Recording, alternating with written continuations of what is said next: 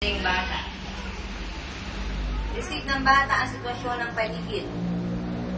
Ang himutok ng ina, ang pag-aaway nilang mag-asawa, ay alam na ng bata na sa tiyan pa lamang siya. Kaya kung wala kayong karunungan taglay, ngayon ay nalalaman nyo na ang mga magulang na hindi na paghandaan ang pagiging magulang nila, ngayon, mag-umpisa kayo. Amen! Bigay sa mga anak ang kanilang dapat matanggap. Kung wala kayong pinansyal, hindi yan problema ng mga anak ninyo. Unang-unang ibibigay sa anak ay pagmamahal. Na hindi na alalaman ng mga magulang. Hindi nila alam. Ang pinakamahalagang bagay na dapat tanggapin ng mga anak ay pag-ibig. Amen! Bakit tayo nakatutok sa magulang? Paano lalaki ang mga batang yan ng tama kung hindi aayusin ng magulang? At papaano kung ang magulang ay hindi ayos? Ano siya magbibigay ng kaayusan sa kanyang mga anak? Mismo siya'y magulo, hindi niya alam kung nasaan ang kanyang buhay, kung saan pupunta ang bukas sa kanilang mag-asawa. Makinig kayo mga magulang na narito. Kayo ang magiging huwara ng mga anak ninyo. Ano ang magiging halimbawa para sa kanila habang sila ay lumalaki? Una, walang kasalanan ng mga batang yan. Subalit parang sila ang nasisisi. Maraming nanay ang ganyan. Dahil sa iyo, nagkaganito ako. Magnilay kayo, kayong mga ina. Kung lumabas ang mga batang yan na hindi nyo ginusto, ibig sabihin, hindi kayo handa. Napilitan lamang kayo, huwag nyo ibunto ng sisi sa mga anak nyo. At nandiyan na yan. Narito na kayo sa gawain ng Diyos. Purihin ng Diyos. Ialay ninyo ang inyong mga anak sa Diyos. Yan ang unang-unang gagawin ninyo ngayon. At kapag inialay ninyo ang inyong mga anak, ay kailangan ay maramdaman ng inyong mga anak na talagang inialay sila. Dapat silang tumanggap ng pagmamahal mula sa inyo. Amen!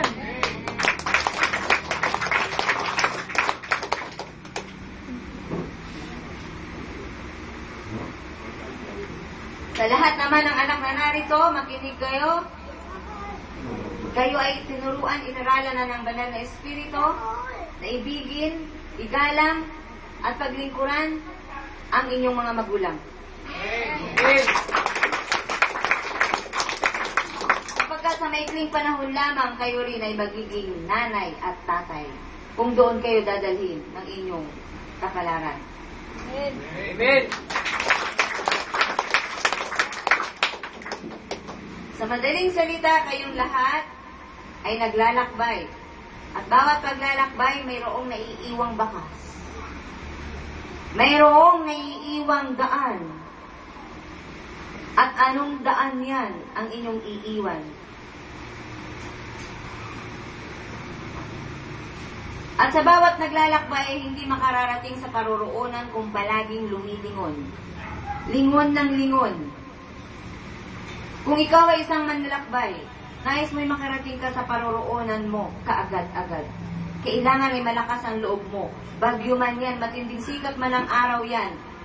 Susubuin ka ng iyong katawan papunta doon para lamang marating mo ang nais mong marating. Kinig kayo, sapagkat ang tinatahak ninyo ngayon ay isang matinding laban. Ito'y paglalakbay na marami kayong kakaharapin. Walang mananagumpay na hihinto sa laban. At walang nagwawagi na sasabihin ayaw ko na. Amen! Kinig kayong lahat sapagkat ang inyong nilalandas ay maganda. Sapagkat kayo ay narito na. Amen!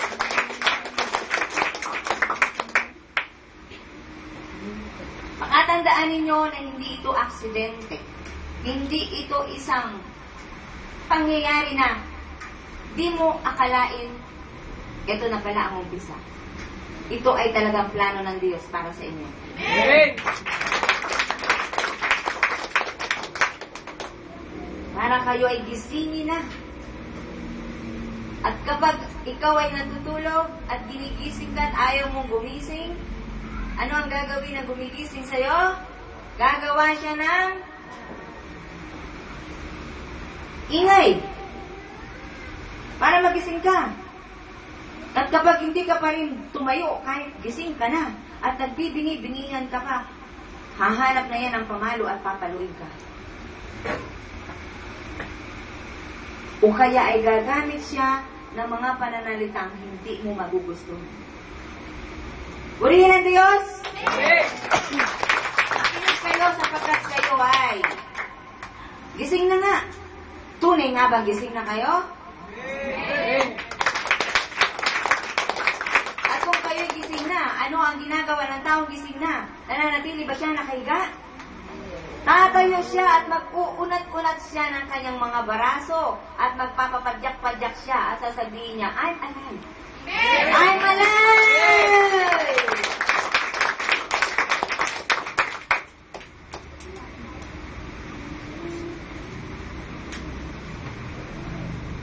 Sa lahat ng medyo tinatamad. Kahit nakatayo na, tinatamad pa rin. Ano kaya ang magagawa ninyo sa isang araw kapag kayo ay tinatamad?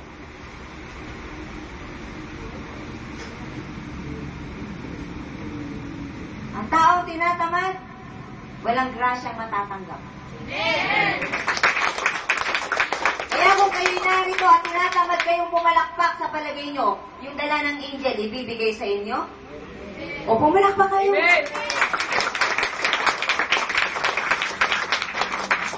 Ang palakpak ay sandata laban kay Satanas. Sa gawain nito, ang palakpak ay huwag ninyong kontrolin. Hindi tao ang pinapalakpakan nyo rito, ang Espiritu ng Diyos. At saan ang palakpak para sa Diyos?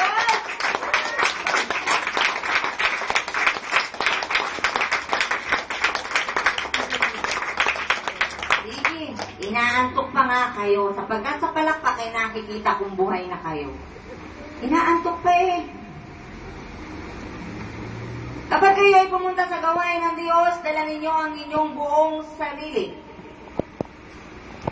Isip, puso at kaluluwa ay dala ninyo sa harapan ng Diyos. Kaya dapat mag-present kayo ng maayos!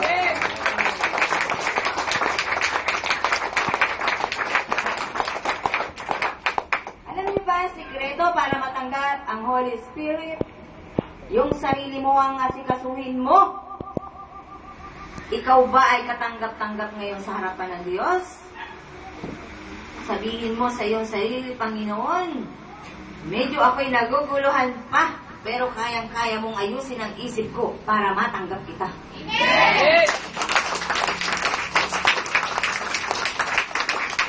Kaya kayo narito ay dahil sa Diyos.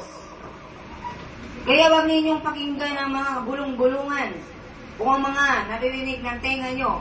Kahit wala nagsasalita ay may naririnig kayo. Ang sabi ay huwag kang maniwala. Hindi yan totoo. Pwede ba magsalita ang Holy Spirit? Di naman eh. Tao lang yan. Huwag kang maniwala dyan. Ano ang sabi ng Diyos? Ang nananalig sa Kanya ay makagagawa ng mga bagay-bagay na ginagawa niya. At higit pa roon sapagkat pupunta na siya sa Ama.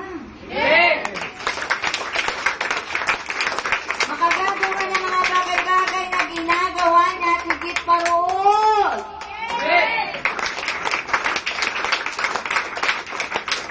Sinungaling ba ang Diyos? Hindi.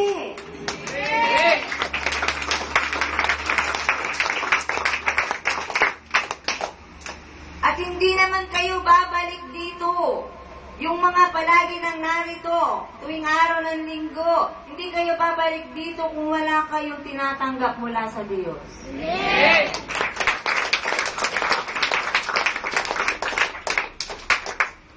Ang kapahingahan ng inyong isipan, ang kapanatagan ng inyong kalooban, iyan ang tinatanggap nyo sa pagpunta nyo rito.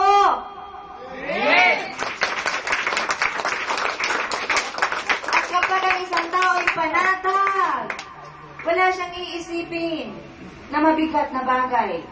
na hindi mangyayari sa kanya kung ano man ang kailangan niya. Amen. Amen. Sapagkat sa Diyos ang lahat ng bagay ay posible.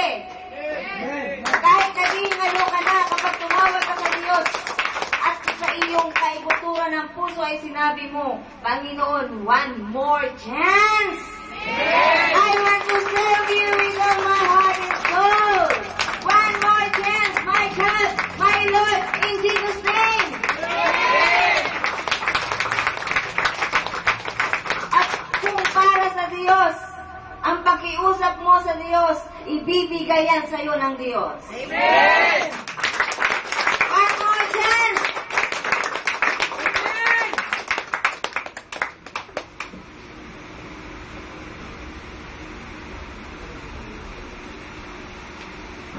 Tao, gumising kayo.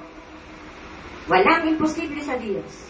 Amen. Lahat ng bagay ay kayang gawin ng Diyos, sapagkat ang lahat ay nalikha ayon sa nais ng Diyos. Amen. Dito sa gawain ito, ang lahat ay posible. Sapagkat ang lingkod na narito sa unahan ninyo ay nagsasalita na ginagamit ng banal na Espiritu ay wala nang kinatatakutan kahit ano. Amen. Kahit ano ang sabihin ng tao sa kanya, siya ay bingi na at siya ay bulag na sapagkat ang tanging alam niya ang Diyos ang kasama niya. Amen. Kung paano narinig ninyo ang salitang ito, ang mga tinig na lumalabas sa bibig ng babae, galing sa puso niya, subalit galing sa karunungan ng Diyos. Amen.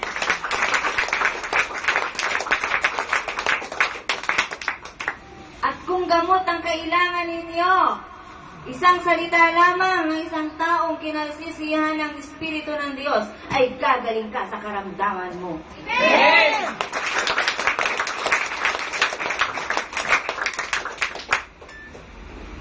At kung loobin naman ng Diyos na hindi ka nabigyan ng extension, ano ang ikalulungkot mo? At ang sabi ng Diyos ay ganito, anak, tama na.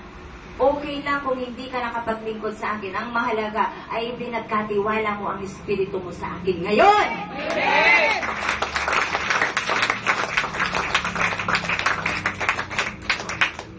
Subalit kayong lahat na narito, kayo naman ay malalakas. At ang lakas na yan, saan nyo gagamitin yan? Sasayangin nyo ba yan?